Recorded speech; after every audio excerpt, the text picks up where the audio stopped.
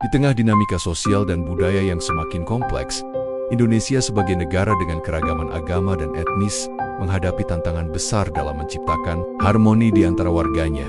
Oleh karena itu terdapat salah satu referensi terbaik adalah buku berjudul Moderasi Islam Nusantara Strategi Jaringan Ulama dan Masyarakat Madani, karya Dr. Hari Ahmad Tubagusuru dan Dr. Muhammad Hufron, menawarkan wawasan mendalam tentang peran moderasi dalam konteks Islam di Indonesia. Dalam masyarakat yang majemuk, moderasi menjadi kunci untuk menciptakan keseimbangan antara nilai-nilai agama dan keberagaman sosial. Penulis dengan cermat menguraikan bagaimana moderasi Islam Nusantara tidak hanya berfungsi sebagai pendekatan teologisis, tetapi juga sebagai strategi sosial yang melibatkan jaringan ulama dan masyarakat madani. Dengan pendekatan yang komprehensif, buku ini mengajak pembaca untuk memahami pentingnya moderasi dalam membangun harmoni di tengah perbedaan.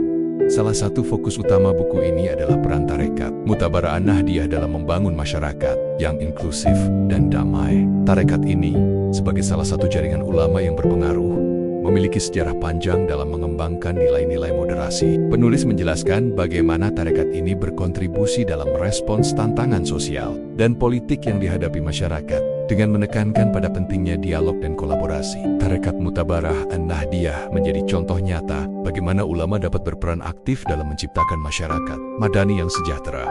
Buku ini juga menguraikan dinamika dan strategi yang diterapkan oleh ulama dalam menghadapi berbagai tantangan. Penulis memberikan analisis mendalam tentang bagaimana pola-pola strategi ini tidak hanya berfokus pada aspek spiritual, tetapi juga pada kesejahteraan sosial.